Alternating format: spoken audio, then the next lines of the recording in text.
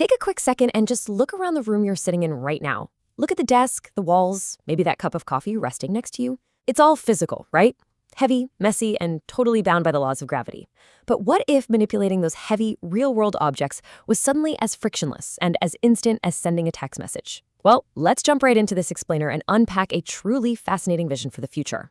We're looking at exactly how the physical world is about to be entirely digitized. We are pulling this directly from a recent presentation by Kalanick, which lays out this massive, overarching framework for the future. We're talking about taking the exact same playbook that completely revolutionized the digital world over the last few decades and just mapping it directly onto the concrete, steel, and dirt all around us. We're competing for the next industrial revolution. I mean, just think about the sheer weight of that statement for a second. We aren't talking about optimizing a smartphone app so it loads a fraction of a second faster or, building yet another shiny software tool for middle management. No. According to the source, we are looking at the ground-up automation of multi-trillion-dollar industries that form the literal backbone of human civilization: agriculture, logistics, real estate, manufacturing. The stakes here literally couldn't be any higher. This is the gritty, world-altering dawn of a completely new industrial age. So here's a question to chew on. What actually happens when you treat a ton of freshly forged steel, or a harvested crop, exactly like a string of 0 and 1 binary code? This right here is the core mental shift you need to make to really grasp this entire framework. We are so incredibly used to the digital revolution just happening safely behind the smooth, clean glass of our laptops and phones, right? It's contained. But mapping that exact same logic onto physical reality, that requires a totally new, highly complex way of thinking. Because the real world, it bites back in ways software never, ever does. The contrast between these two worlds is honestly kind of mind-bending. Think about bits, the building blocks of our digital world. They were invented, like 70 years ago? And when you express them through code, they are utterly precise, and they do exactly what you want. Software has had it relatively easy, operating in this perfect frictionless vacuum. But atoms were born almost 14 billion years ago. Absolutely everything physical you see around you was either grown in the dirt, mined out of the earth, manufactured in some blistering hot factory, or hauled across a literal ocean. Innovating in the physical realm of atoms means you aren't just squashing software bugs. You're fighting gravity, you're fighting weather, rust, and completely chaotic logistics. It's an incredibly difficult space, which, of course, is exactly why it's so extremely ripe for massive disruption. So how do we actually pull this off? Well, the entire playbook for dragging these heavy industries into the digital age centers entirely on industrial AI. Now, let's be super clear here. Industrial AI isn't some standard chatbot writing you a cookie recipe or drafting an email. The source defines it as this massive, deeply integrated system of software, sensors, robotics, and artificial intelligence designed to just fully automate entire industrial sectors from the ground up. Try to picture a sprawling million-square-foot warehouse where every single machine, robotic arm, and sensor is talking to each other in real time, executing physical tasks with the exact same precision as a microchip. It actually really helps to just think of the physical world as one giant computer. Look at it like this. In a regular digital computer, the CPU processes the bits, the hard drive stores them, and the network moves them around, right? Well, when you fully digitize the physical world, those exact same components map directly onto multi-trillion-dollar physical industries. Digitized manufacturing, that acts as your CPU, physically shaping the atoms. Industrial real estate, that serves as your hard drive, safely storing all those atoms. And transport and logistics networks are basically just the internet router, moving those physical atoms from point A to point B. All right, moving into our first major section, the progress machines, focusing specifically on automating food and mining. Let's see how this massive theory actually plays out in the real world. Okay, let's say we want to build a food computer. To completely automate how our food is created and delivered, you essentially need 3 highly interconnected pieces. First up, robotic production. Literally machines that can chop, cook, and assemble the food totally without human hands.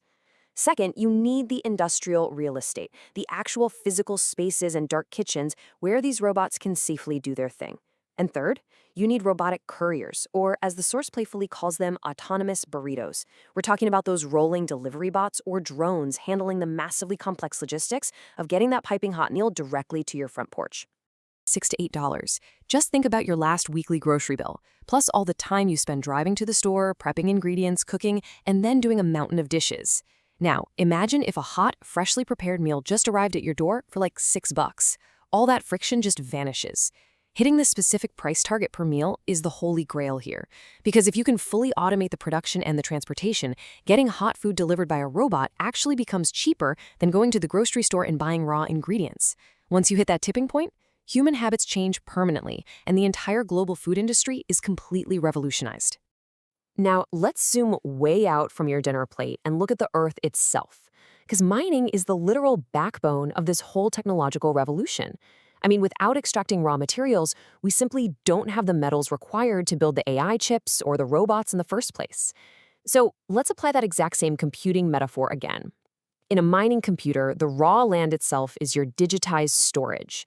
The network is the insane logistical effort of moving millions of pounds of rocks and earth, and the CPU? That is the massive processing plant that distills all those dirty raw materials down into incredibly refined, valuable metals. You know, whenever we talk about autonomy, robotaxis navigating crazy, unpredictable city streets alongside pedestrians always grab the gold medal headlines.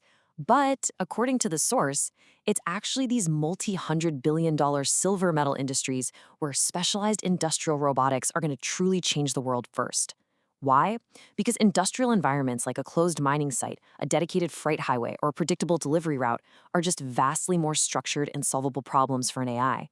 Figuring out off-road autonomy to haul rocks or automating long-haul trucking freight is the hyper-profitable foundation we absolutely need to fund and build this entire physical AI revolution. Okay, on to our next section, the final boss, and how we actually go about defeating resistance to change. As the saying goes, history rhymes. The crazy, violent pushback we see in the news today, it is not new. It's actually a feature, not a bug, of massive societal progress. Bringing about this kind of rapid, overwhelming change always leads to friction. Take the 1892 Homestead strike against steel innovators Carnegie and Frick. It was incredibly bloody. Frick was literally shot and stabbed in his own office, and incredibly just got bandaged up and went right back to finish his shift. That wild, violent resistance in the 1890s perfectly mirrors taxi unions burning Uber cars in Europe in 2014, which directly mirrors crowds attacking and vandalizing autonomous Waymo vehicles today. Intense resistance is just the natural, recurring reaction to the shockwaves brought by industrial revolutions.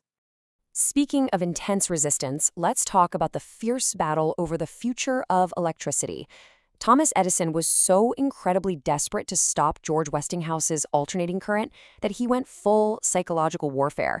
The source actually calls Edison the ultra OG of FUD, fear, uncertainty, and doubt.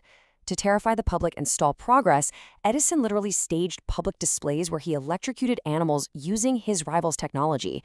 It's a completely shocking, pretty dark reminder that legacy empires will always use extreme, sometimes horrifying tactics to fight off technological shifts that threaten their dominance. So how do you beat that final boss? Well, have you ever been in a meeting where a totally mediocre idea got greenlit or a glaring flaw was just ignored simply because nobody wanted to hurt a coworker's feelings? Yeah, founders building these massive progress machines have to build cultures that do the exact opposite. They have to embrace toe-stepping. It's this hardcore practice of constructive confrontation. If you are building multi-ton autonomous machines for the physical world, your organization just cannot afford to be fragile. You have to prioritize a ruthless meritocracy over a soft, milquetoast, politically expedient office vibe. Ideas have to be battered and tested constantly, so only the absolute strongest survive. Just let this quote sink in for a second. If you don't fight for the best idea, then what idea are you fighting for? You're fighting for the mediocre idea. The psychological toll of living that mindset every single day is super intense, but that uncompromising standard is literally required to build things that actually matter. If a team prioritizes protecting feelings over discovering the actual truth, they are actively choosing a path of mediocrity that makes the entire organization weaker. It is all about maintaining a deeply ingrained cultural vibe where discovering hard, unknown truths is your one and only metric of success. But honestly, what actually fuels the builders willing to step on toes and fight these exhausting battles? Early on in an entrepreneurial career, it's almost always survival mode. You know, the blood, sweat, and ramen days. And that is a very dirty fuel. It's driven by sheer terror of going bankrupt, or sometimes just spite and revenge against a direct competitor. It burns incredibly hot, but it is totally exhausting.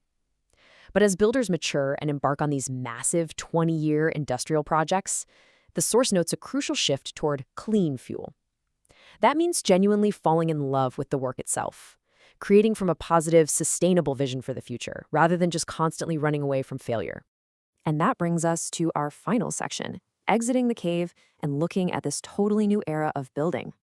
For years and years, the go-to strategy for many prominent tech founders was just to operate totally under the radar. They basically retreated into a metaphorical cave with one strict KPI: stay absolutely silent. The goal was simply to avoid that massive wave of constant media negativity and instant vilification. So why exit the cave now? Well, the entire media landscape has fractured and shifted. With the rise of independent platforms and a much more decentralized digital town square, these builders finally feel like they can bypass the traditional media gatekeepers. They can articulate their visions and build this physical infrastructure right out in the open, taking their message straight to the public without getting immediately crushed by a predetermined backlash. The physical AI revolution isn't just some abstract concept living on a spreadsheet or a digital screen. It is literally happening outside your window right now. The rigid, heavy atoms of the world around us, our food supply chains, our mining operations, our logistics networks, they are being completely reprogrammed to run with the exact same efficiency as digital bits. The blueprints for this massive automation are already being executed, bringing mind-blowing efficiencies, but also guaranteeing some really intense, visceral friction along the way. So I leave you with this final thought to chew on as you look back around at the physical objects in your room. The progress machines are already here. The only question left is, are we actually ready for them?